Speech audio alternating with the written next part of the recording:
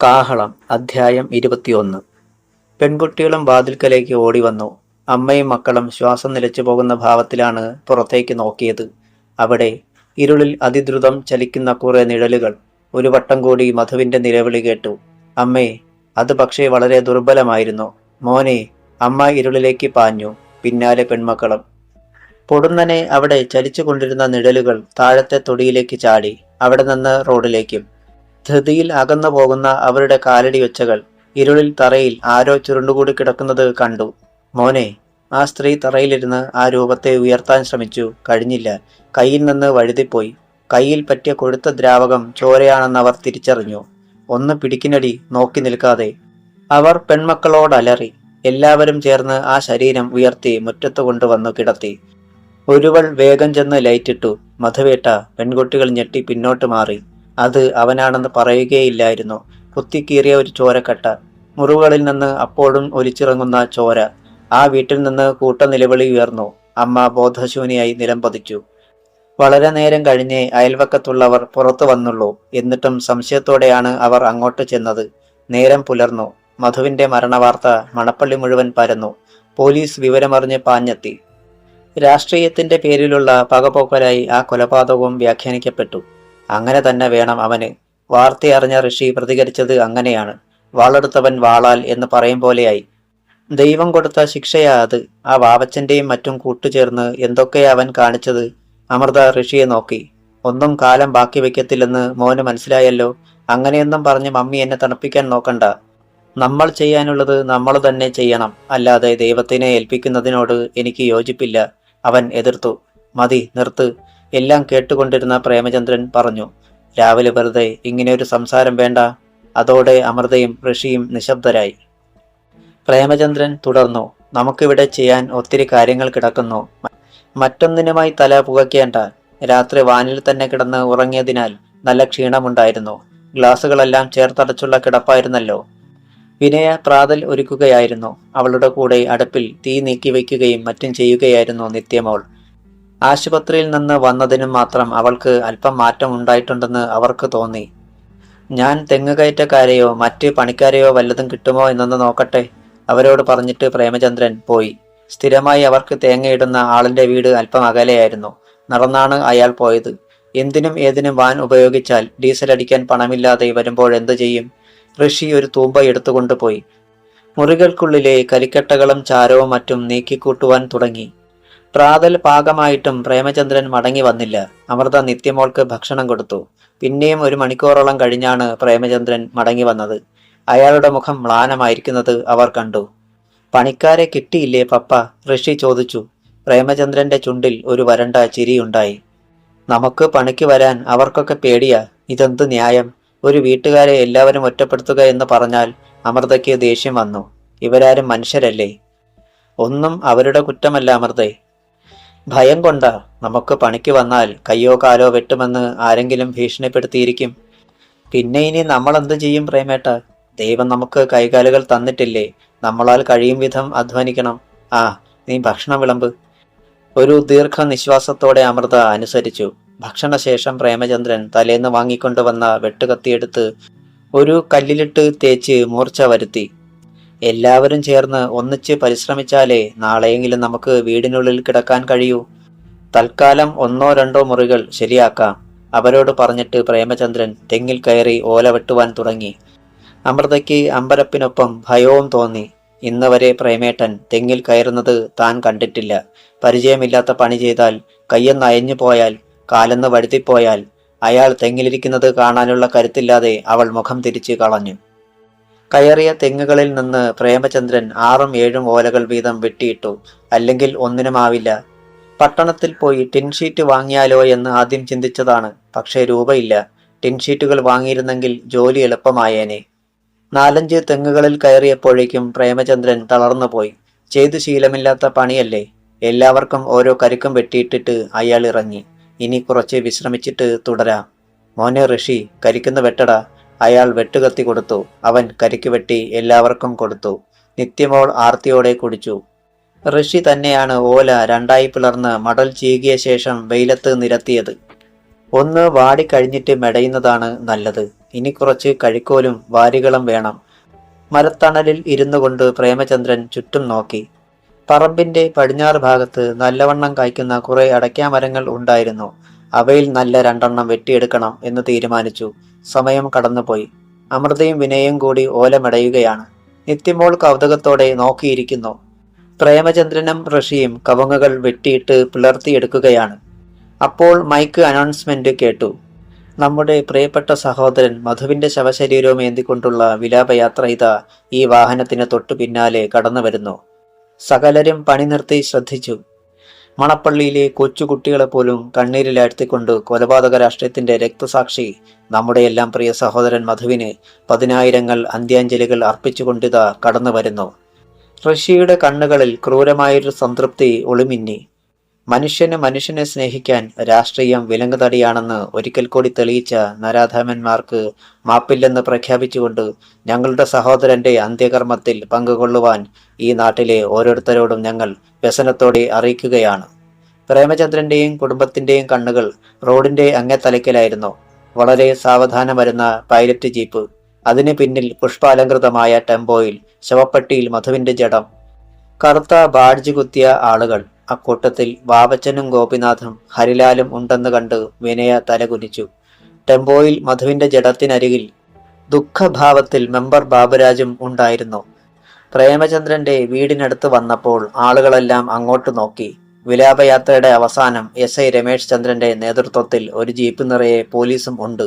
വിലാപയാത്ര കണ്ണിൽ നിന്ന് മറഞ്ഞു. അവർ ജോലി തുടർന്നു.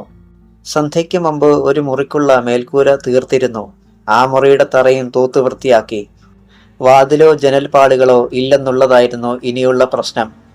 തൽക്കാലമൊന്ന് തലചായ്ക്കാം. ഓല കൊണ്ട് തന്നെ നാളെ വാതിലും ജനലും ഉണ്ടാക്കാം. പ്രേമചന്ദ്രൻ എല്ലാം ഒന്ന് നോക്കിയിട്ട് അഭിപ്രായപ്പെട്ടു. മറ്റന്നാൾ യദുരാമനെ കോടതിയിൽ ഹാജരാക്കില്ലേ? രാത്രിയിൽ മുറ്റത്തിരുന്ന് സംസാരിക്കുന്ന കൂട്ടത്തിൽ അമൃത തിരക്കി. എന്തോ ഓർത്തുകൊണ്ട് പ്രേമചന്ദ്രൻ മൂളി. വക്കീലിനെ കാണണ്ടേ? കാണണം. കുറച്ച് രൂപയും കൊടുത്തേ പറ്റൂ. അതിനെന്ത് ചെയ്യും? എന്തേലും പോംവഴി കാണാം. പെട്ടെന്ന് ഒരാശയം തോന്നിയതുപോലെ അയാൾ എണീറ്റു. അലക്സാണ്ടറുടെ വീട്ടിലേക്ക് ചെന്നു.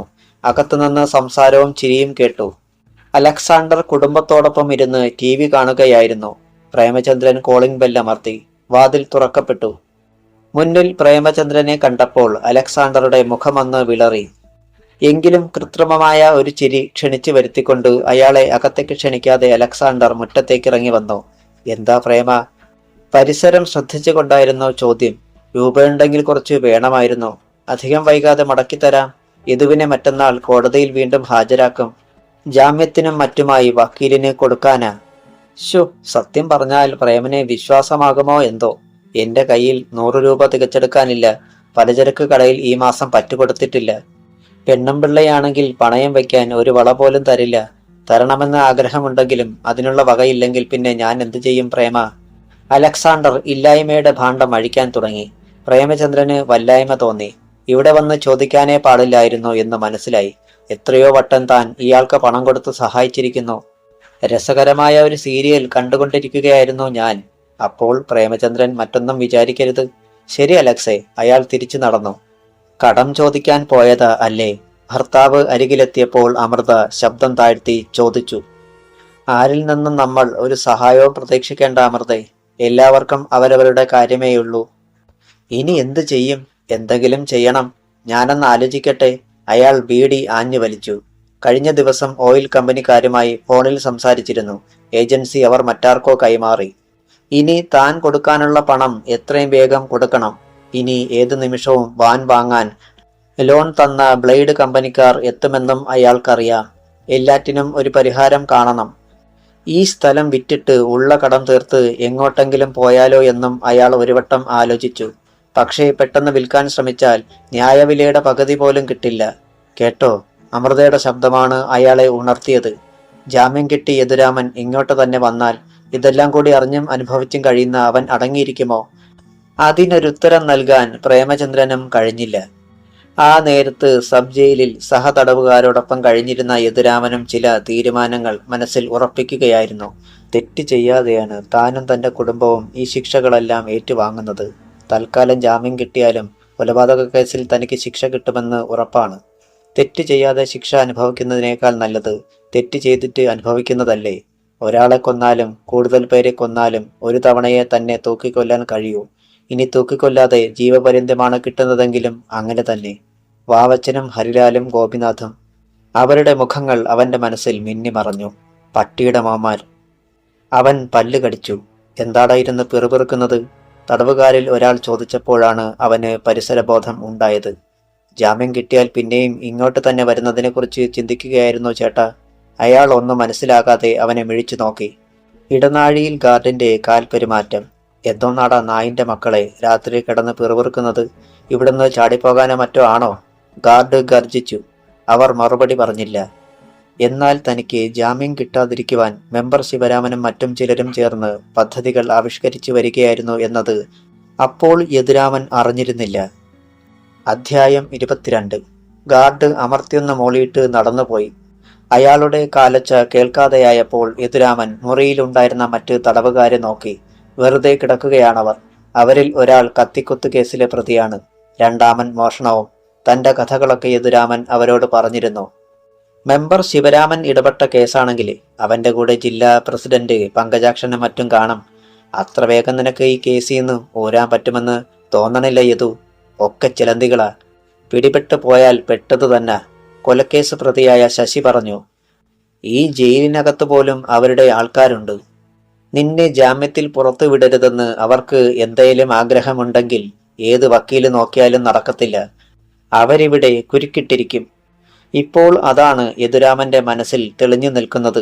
നാളെ കഴിഞ്ഞ് തന്നെ കോടതിയിൽ ഹാജരാക്കുമ്പോൾ അഡ്വക്കേറ്റ് മുല്ലക്കൽ സുരേഷിന്റെ ഒരു ജൂനിയർ കഴിഞ്ഞ ദിവസം തന്നെ കാണുവാൻ ഇവിടെ വന്നിരുന്നു. തന്നിൽ നിന്ന് കാര്യങ്ങൾ നേരിട്ട് മനസ്സിലാക്കാൻ. ജാമ്യം കിട്ടുമെന്ന് ഉറപ്പ് പറഞ്ഞിട്ടാണ് അയാൾ പോയിരിക്കുന്നത്. എന്നാലും ദിവസം അടുക്കുംതോറും ഒരു ഭീതി. നീ കിടക്കുന്നില്ലേടാ? ശശി തിരക്കി. പിന്നെന്താ ഇത്ര വലിയ ആലോചന? ജാമ്യം കിട്ടി ഇറങ്ങുമ്പോഴേ നിന്നെ കേസിൽ കുടുക്കിയവരുടെ പള്ളയ്ക്ക് കത്തിക്കെറ്റുന്നതിനെ കുറിച്ചാണോ? യദുരാമൻ അറിയാതെ ഒന്ന് ഞെട്ടി. തന്റെ മനസ്സിലിരിപ്പ് പോലും ഈ മനുഷ്യൻ എങ്ങനെ തിരിച്ചറിഞ്ഞു? അവന്റെ അമ്പരന്ന നോട്ടം കണ്ടപ്പോൾ ശശി ചിരിച്ചു. ഒരാളെ കൊന്നാലും 10 പേരെ കൊന്നാലും ഒരു വട്ടമല്ലേ തൂക്കിക്കൊല്ലാൻ കഴിയൂ? എങ്കിൽ പിന്നെ ചെയ്യാത്ത തെറ്റിന് ശിക്ഷ അനുഭവിക്കാതെ തെറ്റ് ചെയ്തിട്ട് മാന്യമായി കൊലക്കയർ സ്വീകരിക്കരുതോ? ഇങ്ങനെയൊക്കെ തന്നെയല്ലേ നിന്റെ ഉള്ളില്?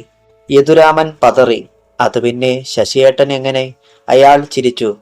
എടാ കൊച്ചനെ, ജയിലിൽ ഇങ്ങനെ ഞാൻ കയറി ഇറങ്ങാൻ തുടങ്ങിയിട്ട് കാലം എത്രയായെന്നാ നിന്റെ വിചാരം? നിന്നെപ്പോലെ ആദ്യമായിട്ട് ജയിലിൽ കയറുന്ന ഒരു സാധാരണ ചെറുപ്പക്കാരൻ ഇങ്ങനെയൊക്കെ തന്നെയാ ചിന്തിക്കാറ്. പണ്ട് ഞാനും എങ്ങനെയായിരുന്നു. പക്ഷെ അനുഭവം എന്നെ പലതും പഠിപ്പിച്ചു.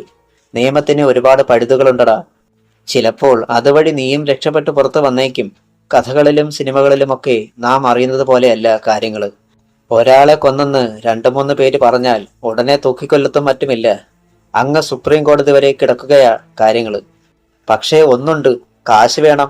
യദുരാമൻ കേട്ടിരുന്നു. ശശി തുടർന്നു. നിന്റെ ഈ കേസിൽ തന്നെ കീഴ്ക്കോടതി വിധിയുണ്ടാകാൻ 2-3 വർഷങ്ങൾ പിടിക്കും. പിന്നെ ശത്രുപക്ഷത്തുള്ളവർ ശക്തരാണെന്ന ഒരു പ്രത്യേകതയുമുണ്ട്. പോരെങ്കിൽ രാഷ്ട്രീയക്കാർ. അക്കാര്യത്തിൽ നീ സൂക്ഷിച്ചും കണ്ടു നിൽക്കണം. നിന്നെ വീണ്ടും കുറ്റകൃത്യങ്ങളിലേക്ക് നയിക്കുവാൻ പ്രലോഭനങ്ങൾ ഉണ്ടാക്കി തരും അവർ. അവിടെയാണ് നീ ഏറെ സൂക്ഷിക്കേണ്ടത്. സബ് ജയിലിൽ ശശി അവന് കൊടുത്തുകൊണ്ടിരുന്ന ഉപദേശങ്ങൾ അക്ഷരാർത്ഥത്തിൽ ശരി തന്നെയായിരുന്നു. കാരണം ആ നേരത്ത് അവൻ പുറത്തു വരാതിരിക്കാൻ എന്ത് തന്ത്രമാണ് മെനയേണ്ടതെന്ന ചർച്ചയിലായിരുന്നു ജില്ലാ പ്രസിഡന്റ് പങ്കജാക്ഷനും വാവച്ചനും മെമ്പർ ശിവരാമനും ഗോപിനാഥിന്റെയും വാവച്ചന്റെയും ഹരിലാലിന്റെയും പിതാക്കന്മാരും. പറഞ്ഞു വന്നതിന്റെ ബാക്കിയായി മെമ്പർ ശിവരാമൻ തുടരുകയായിരുന്നു. അഡ്വക്കേറ്റ് മുല്ലക്കൽ സുരേഷ് കേസ് ഏറ്റെടുത്തിരിക്കുന്നതിനാൽ യദുവിന് ജാമ്യം കിട്ടുമെന്ന കാര്യത്തിൽ തർക്കം വേണ്ട. സുരേഷിനാണെങ്കിൽ നമ്മളെ അത്രയ്ക്ക് താല്പര്യമില്ല. അതുകൊണ്ട് നമ്മൾ സ്വാധീനിക്കാൻ ശ്രമിച്ചാലും കഴിയില്ല. ഇത് 2ാം തവണയാണ് യദുവിനെ കോടതിയിൽ ഹാജരാക്കുന്നത്. ആ ഒരു പരിഗണന കൂടി അവന് കിട്ടും. പുറത്തു വന്നാൽ അവൻ അപകടകാരിയായി തീരും എന്നതിന് ചെറിയ ഒരു ഉദാഹരണം കാണിക്കാൻ മാത്രമേ നമ്മുടെ അഡ്വക്കേറ്റ് ജെയിംസ് തോമസിന് കഴിയൂ. അതായത് തെളിവെടുപ്പ് സമയത്ത് പോലീസിന്റെ മുന്നിൽ വെച്ച് തന്നെ അവൻ വയലന്റ് ആയത്. പിന്നെ എന്ത് വേണമെന്ന് മെമ്പർ തന്നെ പറ. ഇത്രയും നേരത്തെ അയാളുടെ പ്രസംഗത്തിൽ അസ്വസ്ഥനായതുപോലെ വാവച്ചന്റെ അച്ഛൻ ഈട്ടിക്കാടൻ സുരേന്ദ്രൻ മുഖമുയർത്തി. പറയാം. പങ്കജാക്ഷനെ ഒന്ന് നോക്കിയിട്ട് ശിവരാമൻ ഗ്ലാസ് ഉയർത്തി ഒന്ന് സിപ്പ് ചെയ്തു. ഹരിലാലിന്റെ വീട്ടിലായിരുന്നു ഇത്തവണ അവർ ഒത്തുകൂടിയത്. ഒരു സിഗരറ്റിന് തീ കൊടുക്കാനുള്ള സമയം കൂടി എടുത്തിട്ടാണ് ശിവരാമൻ ബാക്കി പറഞ്ഞത്. മറ്റന്നാൾ കോടതിയിൽ ഹാജരാക്കും മുമ്പ് തന്നെ അവന്റെ പേരിൽ ഒരു ചാർജ് ഷീറ്റ് കൂടി തയ്യാറാക്കപ്പെട്ടിരിക്കണം. പങ്കജാക്ഷൻ സാറ് വിചാരിച്ചാൽ അത് നടക്കും. കാര്യം പിടികിട്ടിയതുപോലെ പങ്കജാക്ഷന്റെ കണ്ണുകളിൽ ഒരു തിളക്കം വന്നു. അയാൾ തലകുലുക്കി. അക്കാര്യം ഞാനേറ്റു. എസ് ഐ രമേശ് ചന്ദ്രന്റെ സഹായം കൂടി നമുക്ക് ഇക്കാര്യത്തിൽ ഉണ്ടായേ പറ്റൂ. അയാൾക്ക് പിന്നെയും കീശ നിറച്ച് കറൻസികൾ തള്ളിക്കയറ്റി കൊടുക്കണമെന്ന് സാരം. ഹരിലാലിന്റെ അച്ഛൻ വാസു പിറുപിറുത്തു. അത് വേണ്ടിവരും. എല്ലാം നമ്മുടെ നല്ലതിന് വേണ്ടിയാണെന്ന് ഓർത്താൽ മതി. പിള്ളേര് ബുദ്ധിയില്ലാതെ ഓരോന്ന് കാണിച്ചു വെച്ചതല്ലേ എല്ലാത്തിനും കാരണം. പങ്കജാക്ഷന്റെ ചോദ്യത്തിന് ആരും മറുപടി പറഞ്ഞില്ല. പിന്നെയും കുറെ നേരം കൂടി രഹസ്യമായി സംസാരിച്ച ശേഷമാണ് അവർ പിരിഞ്ഞത്. രാത്രി പോയി. കിഴക്ക് മാനത്ത് പ്രകാശത്തിന്റെ ആദ്യ കിരണങ്ങൾ പ്രത്യക്ഷപ്പെട്ടു തുടങ്ങിയപ്പോൾ തന്നെ പ്രേമചന്ദ്രൻ എണീറ്റു. കഴിഞ്ഞ രാത്രി മുഴുവൻ കടുത്ത ചിന്തയിലായിരുന്നു അയാൾ. അതുകൊണ്ട് ആ ക്ഷീണമുണ്ടായിരുന്നിട്ടും ഒന്ന് കണ്ണടയ്ക്കാൻ കഴിഞ്ഞിരുന്നില്ല. പലവട്ടം അയാൾ എണീറ്റ് മുറ്റത്തിറങ്ങി വെറുതെ അങ്ങിങ്ങ് നടന്നു. ഒക്കെ അറിയുന്നുണ്ടായിരുന്നു അമൃതയും. ആ സ്ത്രീയും ഉറങ്ങിയിരുന്നില്ലെന്ന് പറയാം. അതുകൊണ്ട് തന്നെ പ്രേമചന്ദ്രൻ എണീറ്റപ്പോൾ അവരും എണീറ്റു. എന്താ ഈ മനസ്സില്? രാത്രി മുഴുവൻ ഞാൻ ശ്രദ്ധിച്ചിരുന്നു. പതിഞ്ഞ ശബ്ദത്തിൽ അവർ ഭർത്താവിനോട് തിരക്കി. കുട്ടികൾ ഉറക്കത്തിലായിരുന്നു. വീടിന് വാതിലുകളും ജനാലകളും ഇല്ലാത്ത കാരണത്താൽ പുറത്തെ പോലെ അകത്തും നല്ല മഞ്ഞുണ്ടായിരുന്നു. നിത്യമോൾക്ക് രാത്രി മുഴുവൻ നല്ല പനിയായിരുന്നു. കടുത്ത ചുമയും. നെഞ്ചിൻകൂട് തകരം പോലെയുള്ള ചുമ. ഭാര്യയുടെ ചോദ്യത്തിന് പ്രേമചന്ദ്രൻ മറുപടി പറഞ്ഞില്ല. പകരം പറഞ്ഞതിങ്ങനെയാണ്. നീ ഇച്ചിരി കാപ്പിയിട് അമൃതേ. എനിക്ക് രാവിലെ ഒരിടം വരെ പോകാനുണ്ട്. അനന്തരം പ്രഭാത കൃത്യങ്ങൾ പൂർത്തിയാക്കി. കിണറ്റിൻകരയിൽ നിന്ന് തന്നെ അയാൾ കുളിച്ചു. അപ്പോഴേക്കും അമൃത കാപ്പിയിട്ട് കൊണ്ടുവന്ന് കൊടുത്തു. പട്ടണം വരെയൊന്ന് പോകണം എനിക്ക് എന്ന് പറഞ്ഞിട്ട് പ്രേമചന്ദ്രൻ വാനിൽ കയറി ഓടിച്ചുപോയി. അമൃത ദീർഘമായി ഒന്ന് നിശ്വസിച്ചു. പ്രേമചന്ദ്രൻ പട്ടണത്തിലെ ഒരു സ്വകാര്യ ബാങ്ക് ഉടമയുടെ വീട്ടിലേക്കാണ് ചെന്നത്. ഓയിൽ ഡിസ്ട്രിബ്യൂഷൻ തുടങ്ങിയ സമയത്ത് ആദ്യമായി പണം കടം വാങ്ങിയത് അയാളിൽ നിന്നായിരുന്നു. കൃത്യമായി പ്രേമചന്ദ്രൻ അത് തിരിച്ചു നൽകുകയും ചെയ്തിരുന്നു. പിന്നീട് എത്രയോ തവണ അയാളുമായി പണം ഇടപാടുണ്ടായിട്ടുണ്ട്. ആ വീടിന്റെ ഗേറ്റ് തുറന്നതുകൂടിയില്ലായിരുന്നു. വാൻ നിർത്തി ഇറങ്ങിയ പ്രേമചന്ദ്രൻ വേലക്കാരനെ കയ്യാട്ടി വിളിച്ചു. അയാൾ ഗേറ്റ് തുറന്നു. മുതലാളിയുണ്ടോ? എണീറ്റിട്ടില്ല. പ്രേമചന്ദ്രൻ സിറ്റൗട്ടിലെ ചൂരൽ കസേരയിൽ കാത്തിരുന്നു. ബാങ്ക് ഉടമ എണീറ്റ് പുറത്തു വന്നപ്പോൾ സമയം 7:30. അല്ല, താൻ വന്നിട്ട് ഒത്തിരി നേരമായോ പ്രേമചന്ദ്ര? വെളുത്തു കുള്ളനായ ആ മനുഷ്യൻ ചിരിച്ചപ്പോൾ കണ്ണുകൾ ചെറുതായി. പ്രേമചന്ദ്രൻ എണീറ്റു. കുറച്ചു നേരമായി മുതലാളി. താൻ ഇരിക്ക്. അയാളും ഇരുന്നു. എന്തുണ്ട് വിശേഷമെന്ന് തന്നോട് ചോദിക്കുന്നതിൽ അർത്ഥമില്ലെന്നറിയാം. എന്താ വന്നത്? കുറച്ച് പണത്തിന്റെ ആവശ്യമുണ്ടായിരുന്നു. ഇരിക്കുന്നതിനിടയിൽ ഭവ്യതയോടെ അയാൾ പറഞ്ഞു. ബാങ്ക് ഉടമയുടെ നെറ്റി ചുളിഞ്ഞു. തനിക്കും കുടുംബത്തിനും സംഭവിച്ചതൊക്കെ ഞാൻ അറിഞ്ഞു. തനിക്കിപ്പോൾ ബിസിനസ് ഇല്ലതാനും അല്ലേ? അയാൾ താടി ചൊറിഞ്ഞു. ഉടനെ തുടങ്ങണമെന്ന് കരുതുകയാ. തൽക്കാലത്തെ ഈ പ്രശ്നങ്ങളൊക്കെ ഒന്ന് തണുത്തിട്ട്. ബാങ്ക് ഉടമ പ്രേമചന്ദ്രന്റെ മുഖത്തു നിന്ന് കണ്ണുകൾ എടുക്കാതെ അല്പനേരം നോക്കിയിരുന്നു. പ്രേമചന്ദ്രന് വല്ലായ്മ തോന്നി തുടങ്ങിയിരുന്നെങ്കിലും പണം കിട്ടണമെങ്കിൽ സഹിച്ചല്ലേ പറ്റൂ. ഞാൻ പറയുന്നത് കൊണ്ട് തനിക്ക് മറ്റൊന്നും തോന്നല്ലേ പ്രേമ? ഒത്തിരി തവണ നമ്മൾ തമ്മിൽ പണം കൈമാറ്റം നടത്തിയിട്ടുണ്ട്. അതൊക്കെ പലിശയും ചേർത്ത് കൃത്യമായി താൻ മടക്കി തന്നിട്ടുമുണ്ട്. പക്ഷേ മറ്റൊരു കാര്യം നമ്മൾ ഓർക്കണം. അന്ന് തനിക്ക് ഒരു ബിസിനസ് ഉണ്ടായിരുന്നു. എന്നാൽ ഇന്നോ പൊട്ടി പാളീസായി നിൽക്കുകയല്ലേ താൻ? പ്രേമചന്ദ്രൻ വിളറിപ്പോയി. ആ ഭാവമാറ്റം ശ്രദ്ധിച്ചിട്ട് അയാൾ തുടർന്ന് ചോദിച്ചു. എന്തു ബലത്തിൽ തനിക്ക് പണം തരും ഞാൻ? വണ്ടിയുടെ RC ബുക്ക് പണയം തരാം. എന്നാലെങ്കിലും മുതലാളി എന്നെ ഒന്ന് സഹായിക്കണം. തനി ബിസിനസ്സുകാരൻ്റെതായ ഒരു ഭാവം അയാളുടെ മുഖത്ത് തെളിഞ്ഞു. RC ബുക്ക് വാങ്ങിയിട്ട് ഞാൻ പണം കൊടുക്കാറുണ്ട്. പക്ഷേ കൃത്യസമയത്ത് പണം തിരിച്ചു തന്നില്ലെങ്കിൽ വണ്ടി പിടിക്കാൻ ഇറങ്ങണം. അതൊക്കെ ഒരു ജോലിയാ. അതുകൊണ്ട് വണ്ടിക്ക് ഞാൻ കാശ് കൊടുക്കുകയാണെങ്കിൽ പലിശ കൂടുതലാ പ്രേമ. അത് സാരമില്ല മുതലാളി. 100-ന് 7 രൂപയാ പലിശ, അയാൾ ഓർമ്മിപ്പിച്ചു. പക്ഷേ ഏത് നിബന്ധനയും അംഗീകരിക്കാനുള്ള തയ്യാറിലായിരുന്നു പ്രേമചന്ദ്രൻ. എത്ര രൂപയാ തനിക്ക് വേണ്ടത്? ഒരു 50,000. അയ്യോ, അത്രയും ഒന്നും പഴയ വണ്ടിക്ക് ഞാൻ കൊടുക്കില്ല. പഴയതല്ല മുതലാളി, 1 വർഷമേ ആയുള്ളൂ എടുത്തിട്ട്. അത്രയുമായല്ലോ. ആ, പിന്നെ തനിക്ക് വേണമെങ്കിൽ ഒരു 30,000 രൂപ തരാം ഞാൻ. ഇത്തിരി നേരം ചിന്തിച്ചിട്ട് അയാൾ സമ്മതിച്ചു. എങ്കിൽ 10 മണിക്ക് ബാങ്കിലേക്ക് വന്നോളൂ. ഭാര്യയെ കൂടി കൊണ്ടുപോരണം. പ്രോമിസറി നോട്ടിൽ ഒപ്പിടാൻ. ശരി മുതലാളി. പ്രേമചന്ദ്രൻ യാത്ര പറഞ്ഞിറങ്ങി. വീട്ടിലെത്തുമ്പോൾ പ്രഭാത ഭക്ഷണം തയ്യാറാക്കുകയായിരുന്നു അമൃതയും വിനയും ചേർന്ന്. ഋഷി ബാക്കി മുറികളും വൃത്തിയാക്കുകയാണ്. നിത്യമോൾ ഇനിയും എണീറ്റിട്ടില്ല. പ്രേമചന്ദ്രൻ അമൃതയെ വിളിച്ച് കാര്യം പറഞ്ഞു. അവരുടെ ഇടനെഞ്ചിൽ നിന്ന് ഒരു തേങ്ങൽ ഉയർന്നു. ഇത്രയും പണമെടുത്താൽ നമ്മളെങ്ങനെ തിരിച്ചടയ്ക്കും പ്രേമേട്ട? എടുക്കാതിരിക്കാനും പറ്റില്ലല്ലോ. എല്ലാത്തിനും എങ്ങനെയെങ്കിലും പോംവഴിയുണ്ടാകുമെന്ന് ആശിക്കാം. അയാൾ അവരെ ആശ്വസിപ്പിച്ചു. മക്കൾക്ക് ഭക്ഷണം വിളമ്പിക്കൊടുത്തിട്ടാണ് അമൃത പ്രേമചന്ദ്രന്റെ ഒപ്പം ഇറങ്ങിയത്. നിത്യമോൾ ഉണർന്നെങ്കിലും പനി കാരണം കൂലിക്കൂടി ഒരിടത്ത് ഇരിക്കുകയായിരുന്നു. മമ്മി മടങ്ങി വരുമ്പോൾ മോൾക്ക് മരുന്ന് വാങ്ങിക്കൊണ്ടുവരാം എന്ന് അവളോട് പറഞ്ഞിട്ടാണ് വാനിൽ ചെന്ന് കയറിയത്.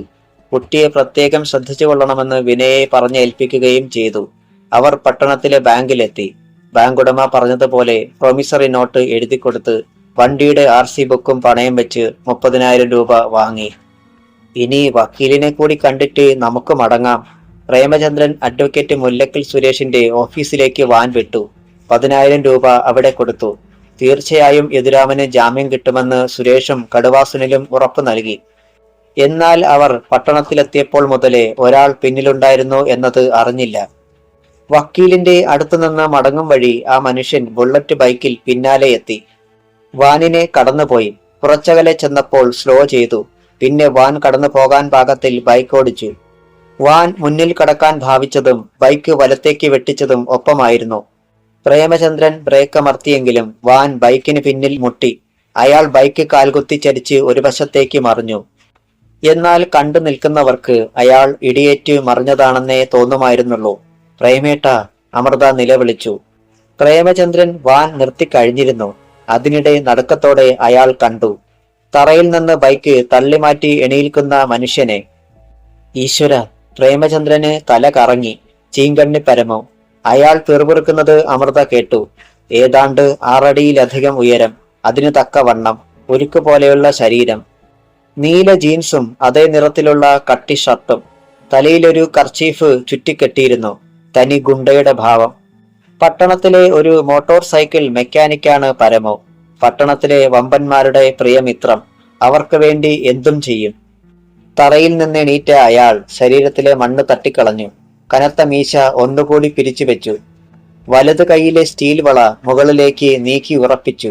പ്രേമചന്ദ്രൻ പകുതി ജീവൻ നഷ്ടപ്പെട്ട ഭാവത്തിൽ ഇരിക്കുകയായിരുന്നു. അമൃതയ്ക്കാണെങ്കിൽ പരമുവിന്റെ രൂപം കണ്ടപ്പോൾ തന്നെ ശ്വാസം മുട്ടി. എവിടെ നോക്കിയട നായിന്റെ മോനെ വണ്ടി ഓടിക്കുന്നത്? ചീങ്കണ്ണി വായ് പിളർക്കും പോലെയായിരുന്നു പരമുവിന്റെ മുഖമപ്പോൾ. ബൈക്കിന് പുറത്തുകൂടി അപ്പുറത്തേക്ക് ചാടിയ അയാൾ അലറിക്കൊണ്ടു ചെന്ന് വാനിൽ പ്രേമചന്ദ്രൻ ഇരുന്ന ഭാഗത്തെ ഡോർ വലിച്ചു തുറന്നു. അനന്തരം പ്രേമചന്ദ്രന്റെ ഷർട്ടിൽ കുത്തിപ്പിടിച്ച് പുറത്തേക്ക് വലിച്ചിറക്കി. എന്നെ ഇടിച്ചിടാനും മാത്രമായി നീ അല്ലേടാ? കൈവീശി ഒറ്റയടിയായിരുന്നു പരമോ. അമ്മേ! പ്രേമചന്ദ്രൻ ശക്തിയിൽ ടെമ്പോ വാനിൽ ചെന്നിടിച്ച് റോഡിലേക്ക് മറിഞ്ഞു. പ്രേമേട്ട! നിലവിളിച്ചുകൊണ്ട് അമൃത ഇറങ്ങി ഓടിയെത്തി. അയാളെ ചവിട്ടാൻ ഭാവിക്കുകയായിരുന്ന പരമോവിനെ പിന്നിൽ നിന്ന് പിടിച്ചു. അദ്ദേഹത്തെ ഒന്നും ചെയ്യല്ലേ. പരമോ വെട്ടിത്തിരിഞ്ഞ് അമൃതയുടെ കഴുത്തിന് പിടിച്ച് ഒറ്റത്തള്ളു. അവർ റോഡിൽ തെറിച്ചു വീണു. തൊട്ടുമുന്നിൽ ഒരു കാർ ബ്രേക്കലറി നിന്നു. ഒരു നിമിഷം വൈകിയിരുന്നെങ്കിൽ അത് ആ സ്ത്രീയുടെ മുകളിലൂടെ കയറിയിറങ്ങിയേനെ. ആളുകൾ ഓടിക്കൂടി. വാഹനങ്ങൾ നിരന്ന് റോഡ് ബ്ലോക്കായി. പരമോ പിന്നെയും പ്രേമചന്ദ്രനെ പിടിച്ചുയർത്തി. അധ്യായം 23. പരമോ, ഞാൻ അറിഞ്ഞുകൊണ്ട് യാതൊന്നും ചെയ്തതല്ലടാ, അറിയാതെ പറ്റിപ്പോയതാ. നിലവിളിച്ചുകൊണ്ടാണ് പ്രേമചന്ദ്രൻ പറഞ്ഞത്. പക്ഷേ ആ ഭാവമോ വാക്കുകളോ ചീങ്കണ്ണി പരമോ ശ്രദ്ധിച്ചില്ല. അയാൾ പ്രേമചന്ദ്രനെ വാനിലേക്ക് ചേർത്തമർത്തി. പിന്നെ മടക്കിയ കാൽമുട്ട് മിസൈൽ പോലെ മേലേക്കുയർത്തി. അമൃതേ! അടിവയർ പിളരുന്ന വേദനയിൽ അയാൾ അലറിക്കരഞ്ഞു. റോഡിൽ വീണ അമൃത പിടഞ്ഞെണീറ്റു. അവരുടെ കൈമുട്ടുകൾ രണ്ടും ചതഞ്ഞ് മുറിഞ്ഞ് ചോര വാർന്നൊഴുകുന്നുണ്ടായിരുന്നു. നടുവിനുമുണ്ടായിരുന്നു സാരമായ വേദന. പരമോ പിന്നെയും പ്രേമചന്ദ്രനെ അടിച്ചു. ഇന്നുവരെ ഒരുത്തനും ഈ പരമോനോട് കളിക്കാൻ വളർന്നിട്ടില്ല. മനസ്സിലായോടെ നായെ നിനക്ക്? അയാളുടെ ഗർജനം അവിടമാകെ മുഴങ്ങി. പിന്നെയും ആളുകൾ അവിടേക്ക് ഓടിക്കൂടി. വാഹനങ്ങൾ റോഡിൽ നിരന്നു. അവയുടെ നിർത്താതെയുള്ള ഹോൺ ഒരു മനുഷ്യനെ പട്ടിയെപ്പോലെ തല്ലിച്ചതയ്ക്കുന്നത് കണ്ടിട്ടും ആരും മുന്നോട്ടടുത്തില്ല. കാരണം പരമുവിന്റെ കയ്യിൽ നിന്ന് ഒന്ന് കിട്ടിയാലുള്ള ഫലം അവർക്കൊക്കെ ഊഹിക്കാവുന്നതേയുള്ളൂ. അമൃത പിന്നെയും പരമുവിനെ ചുറ്റിപ്പിടിച്ചു. തല്ലരുത്, അദ്ദേഹത്തെ തല്ലരുത്. അയാൾ അവരെ കുടഞ്ഞെറിയാൻ ശ്രമിച്ചു, പക്ഷേ കഴിഞ്ഞില്ല. വാനിലേക്ക് കാലുകൾ ആഞ്ഞുയർത്തി ചവിട്ടി പരമു പമ്പരം പോലെ തിരിഞ്ഞു. ഇത്തവണ അമൃതയുടെ പിടിവിട്ടുപോയി. അയാൾ കൈവീശി അവരുടെ മുഖത്തടിച്ചു. ഒന്ന് വട്ടം കറങ്ങിയ അമൃതയുടെ വായിൽ നിന്ന് ചോര ചീറ്റി. പ്രേമചന്ദ്രൻ അത് കണ്ടു. അടഞ്ഞു പോകുന്ന കണ്ണുകളെ അയാൾ പണിപ്പെട്ട് വലിച്ചു തുറന്നു. പിന്നെ സർവശക്തിയും സമാഹരിച്ച് പരമുവിനെ തിരിച്ചടിച്ചു. എന്നാൽ പരമുവിന്റെ ശക്തിക്ക് മുന്നിൽ പാറക്കെട്ടുകളിൽ തല്ലി അലയ്ക്കുന്ന തിരമാല പോലെയായി പ്രേമചന്ദ്രൻ. ആരെങ്കിലും ഒന്ന് രക്ഷിക്കണേ. നേരത്തെ അവിടെ വന്ന് ബ്രേക്കിട്ട കാറിന്റെ ബോണറ്റിലേക്ക് കൈകളൊന്നി ചോരയൊലിക്കുന്ന മുഖത്തോടെ നിന്ന് ശക്തിയായി കിതയ്ക്കുന്നതിനിടയിൽ അമൃത ജനങ്ങളെ നോക്കി. എല്ലാ മുഖങ്ങളിലും സഹതാപം വേണ്ടുവോളം ഉണ്ടായിരുന്നു. പക്ഷേ ആരും മുന്നോട്ട് വന്നില്ല. ഒരു പോലീസ് വാഹനത്തിന്റെ മൂളൽ. അപ്പോൾ പ്രേമചന്ദ്രന്റെ മുണ്ടിന്റെ കുത്തിലും കഴുത്തിലുമായി പിടിമുറുക്കിയ പരമോ അയാളെ എടുത്തുയർത്തി തലയ്ക്ക് മുകളിൽ വട്ടം ചുറ്റി തറയിലേക്ക് എറിയാൻ ഭാവിക്കുകയായിരുന്നു. എന്നാൽ വാഹനങ്ങൾക്കിടയിലൂടെ മുന്നോട്ട് കുതിച്ചെത്തിയ കാക്കിധാരി ഗർജിച്ചു, പരമു, താഴെ നിർത്തട അയാളെ. പ്രേമചന്ദ്രനെ ഉയർത്തിപ്പിടിച്ചുകൊണ്ട് തന്നെ പരമു തിരിഞ്ഞു നോക്കി. SI രമേശ് ചന്ദ്രൻ. അയാളുടെ കണ്ണുകൾ കുറുകി. നിന്നോടാ പറഞ്ഞത് അയാളെ താഴെ നിർത്താൻ. SI കെയിൻ ചൂണ്ടി. പരമോ ഒന്ന് പല്ലിളിച്ചു. പിന്നെ നിഷേധഭാവത്തിലെന്ന വണ്ണം തലയനക്കി. എങ്കിലും പ്രേമചന്ദ്രനെ തറയിൽ നിർത്തുക തന്നെ ചെയ്തു. പക്ഷേ അയാൾ നിലത്ത് വീണുപോയി. അമൃത ഓടിവന്ന് ഭർത്താവിനെ താങ്ങി. Arrest him. തന്റെ പിന്നാലെ വന്ന പോലീസുകാർക്ക് രമേശ് ചന്ദ്രൻ നിർദ്ദേശം നൽകി. പരമുവിന്റെ കൈകളിൽ വിലങ്ങ് വീണു. നടക്കടാ. പക്ഷേ പരമു കുതറി. സാറേ, ഇവിടെ നടന്നത് എന്താണെന്നറിയാതെ സാറ്. അയാൾ പൂർത്തിയാക്കുവാൻ രമേശ് ചന്ദ്രൻ സമ്മതിച്ചില്ല. Shut up rascal. നിനക്ക് എന്തെങ്കിലും പറയാനുണ്ടെങ്കിൽ അത് സ്റ്റേഷനിൽ ചെന്നിട്ട് മതിയടാ. പോലീസുകാർ പരമുവിനെ വലിച്ചിഴച്ച് കൊണ്ടുപോയി. SI രമേശ് ചന്ദ്രൻ പ്രേമചന്ദ്രനും അമൃതയ്ക്കും നേരെ തിരിഞ്ഞു. നിങ്ങൾ സ്റ്റേഷനിൽ വന്ന് ഒരു പരാതി തരിക. പിന്നെ എന്തു വേണമെന്ന് എനിക്കറിയാം. ആകെ ഒരു നാടകീയത. അതിന്റെ പൊരുൾ പ്രേമചന്ദ്രനോ അമൃതയ്ക്കോ അവിടെ കൂടിയ ആർക്കെങ്കിലുമോ മനസ്സിലായില്ല. റോഡിലെ ട്രാഫിക് കുരുക്കഴിഞ്ഞു. ചീങ്കണ്ണി പരമുവിനെയും അയാളുടെ ബൈക്കും പോലീസ് കൊണ്ടുപോയി. അമൃത ഭർത്താവിനെ താങ്ങിയാണ് വാനിൽ കയറ്റിയത്. കഷ്ടം. ആളുകൾ സഹതപിച്ച്. എന്തൊരു പണിയാ അയാളെ കാണിച്ചത്. കണ്ണിൽ ചോരയില്ലാതെ. അമൃത കത്തുന്ന ഭാവത്തിൽ ആ പറഞ്ഞവരെ ഒന്ന് നോക്കി. പരമുവിനെതിരെ ഒന്ന് നാവനക്കുക പോലും ചെയ്യാത്തവരുടെ സഹതാപ പ്രകടനം. പോലീസ് സ്റ്റേഷനിലെത്തിയ പ്രേമചന്ദ്രൻ ഉണ്ടായ സംഭവം അതേപടി കാണിച്ച് പരാതി കൊടുത്തു. അത് വായിച്ചു നോക്കി രമേശ് ചന്ദ്രൻ സംതൃപ്തിയോടെ ചിരിച്ചു. മതി, ഇത് മതി. ഇവന്റെ കാര്യത്തിൽ ഞാൻ ഒരു തീരുമാനമുണ്ടാക്കാം. നിങ്ങൾ പൊയ്ക്കോളൂ. സൗഹാർദ്ദപരമായി രമേശ് ചന്ദ്രൻ അവരോട് സംസാരിക്കുന്നത് ആദ്യമായതിനാൽ ഇരുവർക്കും വിസ്മയം തോന്നി. യാത്ര പറഞ്ഞ് അവർ അവിടെ നിന്നിറങ്ങുമ്പോൾ SIയുടെ ക്യാബിനിൽ ഫോൺ ബെല്ലടിച്ചു. യെസ്, രമേശ് ചന്ദ്രൻ. അയാൾ റിസീവർ എടുത്തു. ഞാനാടോ? പങ്കജാക്ഷന്റെ ശബ്ദം. ഒന്നാം ഘട്ടം വിജയകരമായി കഴിഞ്ഞു കിട്ടിയല്ലോ. സ്വരത്തിൽ സന്തോഷത്തിന്റെ തിരയിളക്കം. കിട്ടി. എങ്കിലിനി വൈകിക്കണ്ട. ഇന്ന് തന്നെ അവനെ കോടതിയിൽ ഹാജരാക്കി റിമാൻഡ് ചെയ്യിക്കണം. ബാക്കിയൊക്കെ ഞാൻ അവനോട് പറഞ്ഞിട്ടുണ്ട്. ബൈ ദ ബൈ, സംഭവ സ്ഥലത്ത് നിന്ന് ആരെയും വിറ്റ്നസ്സായി ഉൾക്കൊള്ളിച്ചിട്ടില്ലല്ലോ? ഇല്ല. ഗുഡ്. പങ്കജാക്ഷന്റെ ചിരി ഒഴുകിയെത്തി. തനിക്കുള്ളത് ഇന്ന് തന്നെ അങ്ങെത്തും. എത്തണം. രമേശ് ചന്ദ്രൻ ഫോൺ വെച്ചു. കുറുക്കന്റെ ബുദ്ധിയാണ്, പങ്കജാക്ഷൻ ഓർത്തു. വെറുതെ ഒരു സിറ്റുവേഷൻ ഉണ്ടാക്കി പരമുവിനെ അകത്താക്കേണ്ടതിന് പകരം വേണ്ട രീതിയിൽ തന്നെ, ആർക്കും ഒരു സംശയത്തിനും ഇടവരാത്ത രീതിയിൽ തന്നെ പ്രവർത്തിച്ചിരിക്കുന്നു. പങ്കജാക്ഷൻ അപ്പോൾ തന്നെ മെമ്പർ ശിവരാമനെയും വാവച്ചന്റെയും ഗോപിനാഥന്റെയും ഹരിലാലിന്റെയും പിതാക്കന്മാരെയും വിളിച്ച് വിവരം പറഞ്ഞു. മാത്രമല്ല SIക്ക് കൊടുക്കാനുള്ള പണം രാത്രി തന്നെ എത്തിക്കണമെന്ന് അറിയിക്കുകയും ചെയ്തു. പാവം പ്രേമചന്ദ്രൻ, അയാൾ ഓർത്തു. ഇതൊരു നാടകമാണെന്ന് അവനുണ്ടോ അറിയുന്നോ?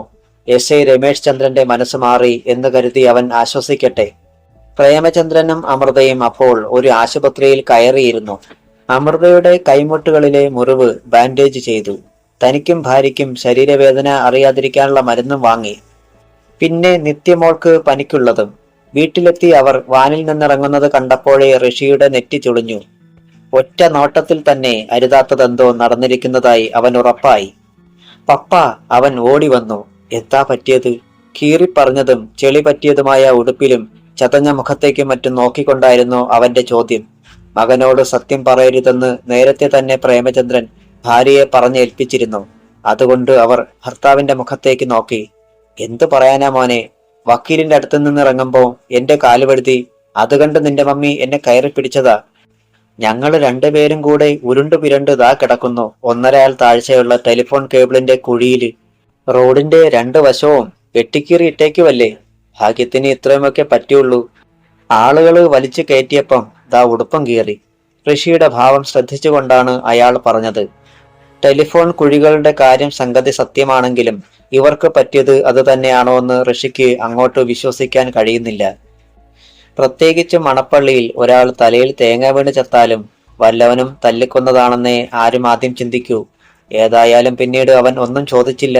അവർക്ക് ആശ്വാസം തോന്നി. വിനയയുടെ അരികിൽ പനി കാരണം കൂനിക്കൂടിയിരിക്കുകയായിരുന്നു നിത്യമോൾ. ഈ മരുന്ന് കഴിക്കുമോളെ. അമൃത അവൾക്ക് മരുന്ന് കൊടുത്തു. വീട്ടിലും പറമ്പിലും എന്തെങ്കിലുമൊക്കെ ചെയ്യണമെന്നുണ്ടായിരുന്നെങ്കിലും തളർച്ചയും ശരീരവേദനയും കാരണം അയാൾക്കൊന്നും കഴിഞ്ഞില്ല. തെല്ലും വ്യത്യസ്തമല്ലായിരുന്നു അമൃതയുടെ അവസ്ഥയും. ഋഷി എല്ലാം ശ്രദ്ധിക്കുന്നുണ്ടായിരുന്നു. പപ്പയും മമ്മിയും പറഞ്ഞത് കളവാണെന്നൊരു തോന്നൽ ഒരു തീപ്പൊരിയായി എങ്ങനെയോ അവന്റെ മനസ്സിലേക്ക് പാറി വീണു കഴിഞ്ഞിരുന്നു. അത് അവിടെ കിടന്ന് പതിയെ കത്തുവാൻ തുടങ്ങി. ക്രമേണ അതിന് ജ്വാലയേറി. ചൂട് വർദ്ധിച്ചു. മനസ്സ് ചുട്ടുപൊള്ളി. അറിയണം, എന്താണ് അവർക്ക് പറ്റിയതെന്ന് അറിയണം. അങ്ങനെ ഒരു ഉറച്ച തീരുമാനം അവൻ എടുക്കുകയായിരുന്നു. പക്ഷേ ആരിൽ നിന്നറിയും, എങ്ങനെ അറിയും? അവൻ അതുതന്നെ ചിന്തിക്കാൻ തുടങ്ങി. ഏതായാലും നാളെ യദുവേട്ടൻ കൂടി ഒന്ന് പുറത്തു വന്നോട്ടെ, എന്നിട്ട് വേണം ചിലത് തീരുമാനിക്കുവാൻ. അങ്ങനെ ചിന്തിച്ചുകൊണ്ട് അവൻ വിദൂരതയിലേക്ക് കണ്ണുകൾ നട്ട് ഇരുന്നു. നേരം ഉച്ച കഴിഞ്ഞു. സബ് ജയിലിൽ ഉച്ചഭക്ഷണത്തിന് ശേഷം സെല്ലിന്റെ ഭിത്തിയും ചാരി ഇരിക്കുകയായിരുന്നു യദുരാമൻ. നാളെ ഈ നേരം തനിക്ക് ജാമ്യം കിട്ടിയിട്ടുണ്ടാവുമോ, അതോ വീണ്ടും റിമാൻഡ് ചെയ്യപ്പെട്ട് ഇങ്ങോട്ട് തന്നെ? സെല്ലിലുള്ള മറ്റ് 2 പേർ ഇനിയും എത്തിയിട്ടില്ല. അവർക്കിന്ന് അടുക്കളയിലാണ് ഡ്യൂട്ടി. സെല്ലിനുള്ളിൽ നല്ല ചൂടുണ്ടായിരുന്നു. അവന്റെ ജയിലുടുപ്പ് നനഞ്ഞു കുതിർന്നിരിക്കുന്നു. അതിൽ നിന്ന് വല്ലാത്തൊരു ദുർഗന്ധം. എങ്ങനെയൊക്കെ കഴുകി ഉണക്കിയാലും ഇവിടത്തെ സോപ്പിന്റെ വൃത്തികെട്ട ഗന്ധം വിയർപ്പ് പറ്റുമ്പോൾ പുറത്തു വരും. പെട്ടെന്നാണ് ആരോ ധൃതിയിൽ വരുന്ന കാലൊച്ച കേട്ടത്. യദുരാമൻ മുഖം തിരിച്ചു. ശശിയാണ്. ജോലി കഴിഞ്ഞോ ശശിയേട്ടാ? ഇല്ല, നിന്നോടൊരു അത്യാവശ്യ കാര്യം പറയുവാൻ വന്നതാണ് ഞാൻ. യദുരാമന്റെ നെറ്റി ചുളിഞ്ഞു. ശശി അവന്റെ അരികിൽ ഇരുന്നിട്ട് ആ കണ്ണുകളിലേക്ക് നോക്കി. ഞാൻ പറയുന്നത് കേട്ട് നീ പരിഭ്രമിക്കുകയൊന്നും വേണ്ട. ഒരു പക്ഷേ എന്റെ തോന്നൽ മാത്രമായിരിക്കും അത് എന്ന മുഖമുരയോടെയാണ് തുടങ്ങിയത്. അറിയാതെ അവന്റെ ഹൃദയതാളം ഒന്ന് മുറുകി. എന്താ ശശിയേട്ടാ? കോടതി റിമാൻഡ് ചെയ്ത ഒരു പുതിയ ആളിനെ ഇന്ന് ഇവിടെ കൊണ്ടുവന്നിട്ടുണ്ട്. അല്പം മുമ്പ്. പുറത്തെ വരാന്തയിലെങ്ങും ആരുമില്ലെന്ന് ഉറപ്പാക്കിയിട്ട് ശശി തുടർന്നു. നിന്റെ നാടിനടുത്തുള്ളതാ. ആരാ? ചീങ്കണ്ണി പരമോ. ഒറ്റ നിമിഷം കൊണ്ട് യദുവിന്റെ മുഖം വല്ലാതെയായി. ചീങ്കണ്ണി പരമുവിനെ താൻ കണ്ടിട്ടുള്ളത് പട്ടണത്തിലൂടെ ഫുൾ സ്പീഡിൽ ബുള്ളറ്റിൽ പറന്നു പോകുന്നതാണ്. കോളേജിൽ പഠിക്കുമ്പോൾ അയാളുടെ അടിപിടി കേസുകളെക്കുറിച്ച് ധാരാളം കേട്ടിട്ടുണ്ട്. യൂണിയൻ ഇലക്ഷൻ സമയത്ത് ചില വിദ്യാർത്ഥി പ്രതിനിധികളുടെ സംരക്ഷണത്തിനായും എതിർപക്ഷത്തെ ഭയപ്പെടുത്തുന്നതിനായും അയാൾ വന്നിട്ടുണ്ട്. അന്നു മുതലേ ചീങ്കണ്ണി പരമോ എന്ന പേര് കേൾക്കുമ്പോൾ തന്നെ മനസ്സിൽ അറപ്പാണ്. അസൽ ചീങ്കണ്ണിയുടെ മുഖമുള്ള ചെകുത്താൻ. പക്ഷെ ഇപ്പോൾ യദുരാമൻ തന്റെ മനസ്സിനെ സ്വയം ബോധ്യപ്പെടുത്താൻ പാടുപെട്ടു. ചീങ്കണ്ണി പരമോ ഇവിടെ വന്നെങ്കിൽ അതിന് തനിക്കെന്താണ്? ഈ ചോദ്യം തന്നെ അവൻ ശശിയോടും ചോദിച്ചു. ശശിയുടെ മുഖത്ത് ഒരു വിളറിയ ചിരിയുണ്ടായി. യദു, അയാളെക്കുറിച്ച് നിനക്ക് കാര്യമായിട്ടൊന്നും അറിയില്ലെന്ന് തോന്നുന്നു. എടാ, അകത്തു പോകുന്ന ഒരു കുറ്റം ചെയ്തെങ്കിൽ പരമോ പോലീസിന് പിടിക്കാൻ നിന്ന് കൊടുക്കുമായിരുന്നു എന്ന് നിനക്ക് തോന്നുന്നുണ്ടോ? യദുരാമന്റെ നെറ്റി ചുളിഞ്ഞു. അവന് ഒന്നും പിടികിട്ടിയില്ല. ശശി തുടർന്നു. സാധാരണ കേസുകളിലൊന്നും കുരുങ്ങി പരമോ ജയിലിൽ കഴിയാറില്ല. പോലീസ് എത്തും മുമ്പേ അയാൾ രക്ഷപ്പെട്ടിരിക്കും. ജീവനിൽ കൊതിയുള്ളവരാരും അയാളുടെ പേര് പറയത്തുമില്ല.